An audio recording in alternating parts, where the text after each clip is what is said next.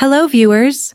Welcome to today's powerful story about Chinelo, a beautiful black woman, and Jae-min, a cold and powerful Korean CEO.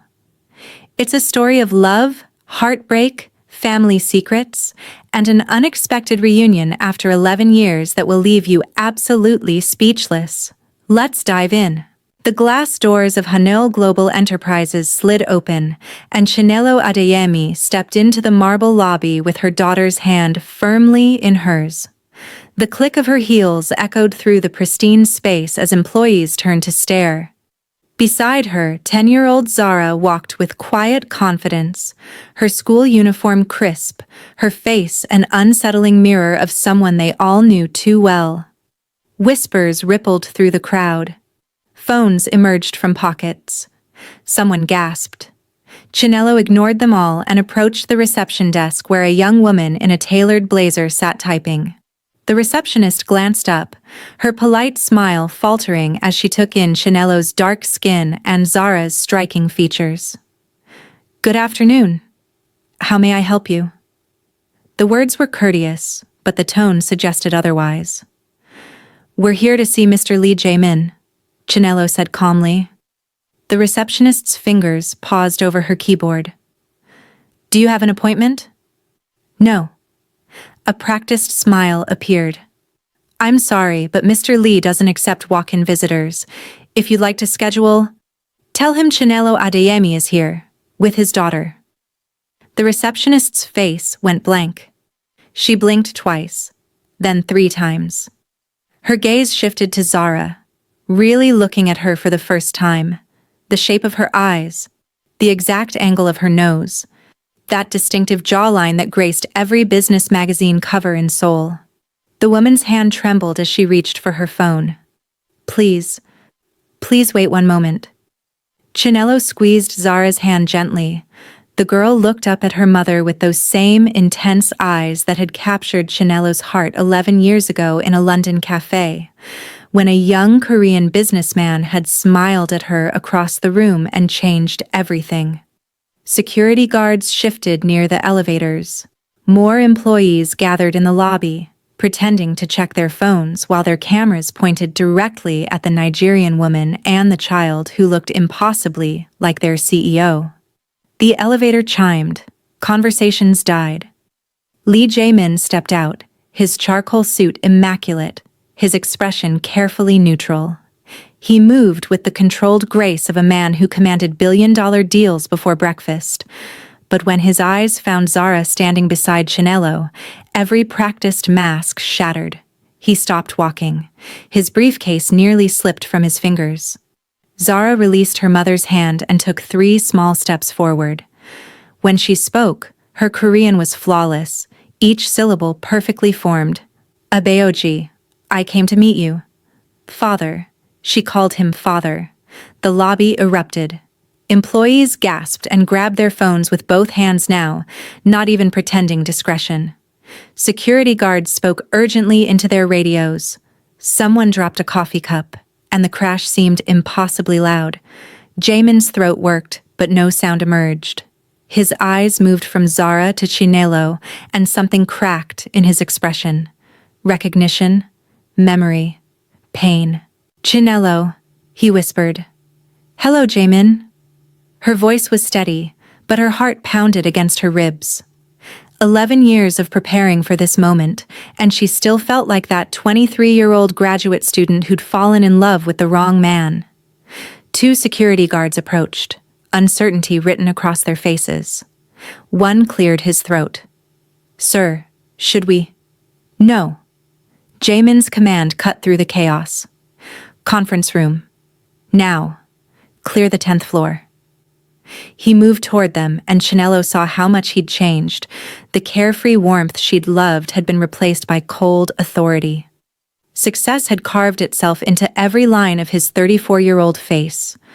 The boy who'd once laughed freely and dreamed of changing the world had become this distant, controlled stranger. They walked to the elevator in tense silence, surrounded by guards. The doors closed on dozens of staring faces and raised phones. Every second felt stretched, heavy with unspoken words. In the enclosed space, Jae-min finally looked directly at Zara again. "How old are you?" His voice was barely audible. 10 years and 4 months, Zara answered in Korean, then switched to English. "Mama taught me both languages. She said you would want to hear me speak Korean." His jaw clenched, his hands formed fists at his sides, then released. Chinelo watched the war playing across his face, the battle between disbelief and dawning recognition. When the elevator opened, he led them down an empty hallway into a glass-walled conference room overlooking Seoul's glittering skyline. The door closed behind them with a soft click. For a moment, no one moved.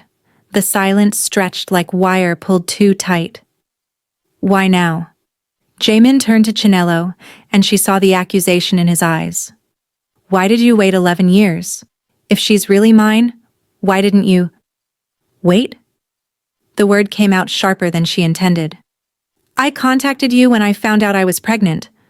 I called 17 times. I sent emails. I sent letters through your company. I flew to Seoul when I was 5 months along, spending money I didn't have. I never received—" "Your mother received me instead." Chinelo's voice hardened with remembered humiliation. "In the lobby of your family's house. She wouldn't even let me inside. She offered me money to disappear. 2 million won to abort the pregnancy. 5 million to have the baby and give it up for adoption. 10 million to leave Korea and never contact you again." Jae-min's face went pale. "That's not possible. My mother wouldn't—" "Your mother did exactly that. And when I refused, when I said I just wanted to speak to you, she told me you already knew. That you'd chosen to ignore my calls. That you wanted nothing to do with me or the baby. That's a lie. Is it?" Chinelo's voice cracked slightly. "Your father came next, 3 days later. He found me at my hostel. He told me you were engaged to a suitable woman from a good family. He said you'd agreed that our relationship was a youthful mistake, something to be forgotten. He showed me photos of you with her at your engagement party. You looked happy, Jae-min. You looked relieved." Jae-min sank into a chair, his head in his hands. His shoulders shook. "I didn't know. I swear to God I didn't know. That engagement. They pressured me. After you stopped answering my calls, after you disappeared, they said you'd gone back to Nigeria. They said you'd used me. I was grieving, and they convinced me to move on. I stopped answering because I changed my number. Because your mother threatened me. Because I was scared and alone and pregnant in a foreign country. I tried to find you. For months I tried. Not hard enough." The words hung between them like broken glass. Zara moved to her mother's side, wrapping small arms around Chinelo's waist. The gesture was protective, despite the child's size. She said nothing, but her eyes never left her father's face. "I left Korea with nothing," Chinelo continued, her voice steadier now. "I raised Zara alone in London, then Lagos, then London again. I worked as a teaching assistant while finishing my PhD. I taught her Korean from videos and books. I showed her pictures of you from business magazines and told her about the brilliant, kind man I'd loved. I never said you abandoned us. I said your family kept us apart. I said you didn't know about her because I wanted her to love you, not hate you." Jae-min looked up, tears streaming down his face. "You gave her a Korean name. Zara. It means princess in Arabic, but I chose it because it sounds like Jara, which means clear or bright in Korean. I wanted her to carry both worlds." Before Jae-min could respond, the conference room door flew open with such force it slammed against the wall. A woman in a cream designer dress stormed in, her diamond engagement ring catching the light like a weapon. Min Seo-ra, Jae-min's fiancée, according to the society pages Chinelo had studied for months. "Is it true?"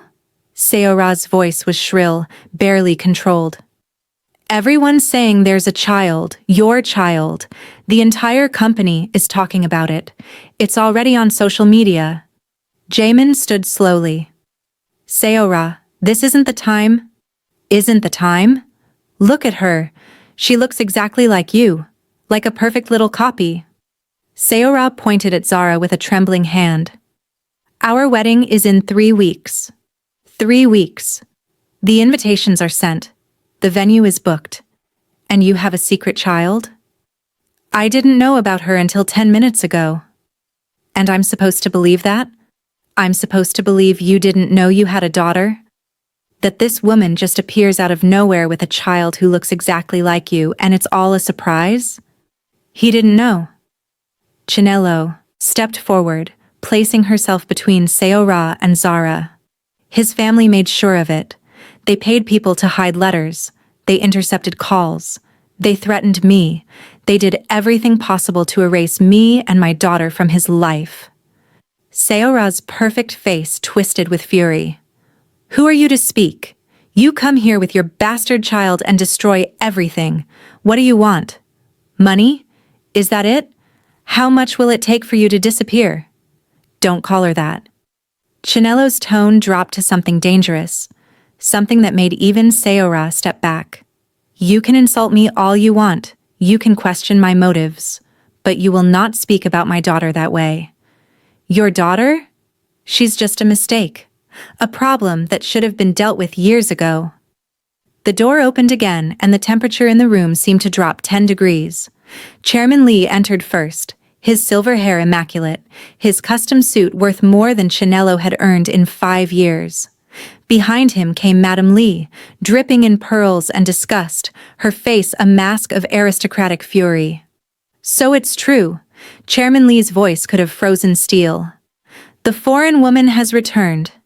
And she's brought her bastard child to our company. To our family's business. Madam Lee's gaze swept over Chinelo with open contempt before landing on Zara. Her lip curled. When she spoke, her voice was ice. Get them out of this building, now. Call security. Have them removed and banned from the premises. Mother, Jae-min started. Don't mother me. We handled this situation 11 years ago. We paid her generously to disappear and stay disappeared. You paid me nothing, Chinelo interrupted, her voice ringing clear. I accepted nothing. Not one. I wanted nothing except for my daughter to know her father. I wanted her to have a chance at a relationship with the man I once loved. Your daughter? Madam Lee laughed, the sound like breaking glass. That child is nothing to this family, a mistake, an embarrassment. Evidence of my son's poor judgment during his time abroad. Zara pressed closer to Chinelo, and Chinelo felt rage building in her chest like a physical force. She'd endured poverty, prejudice, and endless judgment as a single mother. She'd worked 3 jobs while completing her PhD. She'd lived in a tiny flat and worn second-hand clothes so Zara could have books and lessons. She'd taught Zara to be proud of both her Nigerian and Korean heritage, to stand tall despite the whispers and stares. And she would not let these people make her child feel ashamed. Zara is your granddaughter, whether you acknowledge it or not. Chinelo's voice rang clear and strong. I raised her to speak Korean, to understand Korean culture, to respect her father's heritage and his country. Not because I wanted your money or your approval, but because she deserved to know where she came from. She deserved to understand half of who she is. Noble words from someone who abandoned her own country to chase after a wealthy man, Chairman Lee sneered. I'm Nigerian and British. I've lived in 3 countries and thrived in all of them. I have a doctorate in international relations. I've published papers and taught at universities. What have you done besides inherit wealth and guard it jealously from anyone you deem unworthy? The chairman's face darkened with rage. How dare you? How dare I? How dare you? You kept a child from her father. You kept a father from his child. You played God with 3 people's lives because we didn't fit into your perfect controlled world. Madam Lee turned to her son, her voice sharp as a blade. Jae-min, remove them immediately, or I will call security myself. This spectacle ends now. You have no proof this child is even his, Seoul added desperately, her voice rising. She could be anyone's. These foreign women, they see a wealthy man and they see opportunity. They get pregnant and then show up years later with demands. Stop. Jae-min's command cut through the room like a whip crack. He looked at Zara for a long moment, seeing his own childhood face reflected back at him. The same cowlick in her hair. The same way she stood with her weight on her left foot. The same birthmark on her left wrist that he'd had his entire life. I want a DNA test. Thank you, Chinelo said quietly. I've been asking for that for 11 years. A DNA test? Madam Lee's voice rose to a near shriek. You would legitimize this circus? This woman is trying to trap you, to extort money from this family. Mother, look at her! Jae-min's control finally snapped. His voice echoed off the glass walls. Just look at her. She has my eyes, my nose, the same birthmark on her left wrist that I have, the same expressions. Everything about her is me at that age. Everything. Silence fell like a hammer. Chairman Lee's face darkened to purple. If you acknowledge this child, you will destroy everything we've built.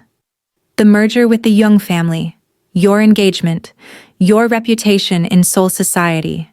The scandal alone will cost us billions. Then maybe those things deserve to be destroyed. The words came out hollow, defeated, but resolute. Seoul stared at him as if seeing a stranger. Her hands shook as she reached up and pulled the 3-carat engagement ring from her finger. She stared at it for a moment, this symbol of their future, their carefully planned life. Then she placed it on the conference table with a soft click that seemed to echo forever. I will not marry a man with a bastard child from some foreign woman. You've humiliated me in front of all of Seoul. Everyone I know has already seen the videos. My friends are calling. My mother is calling.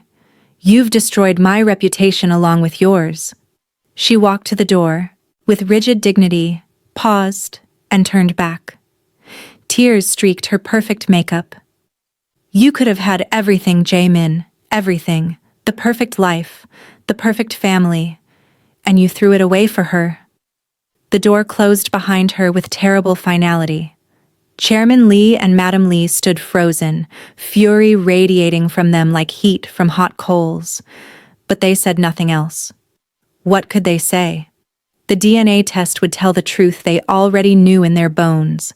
Their perfect, controlled world had just shattered like fine crystal, and no amount of money or influence could put it back together.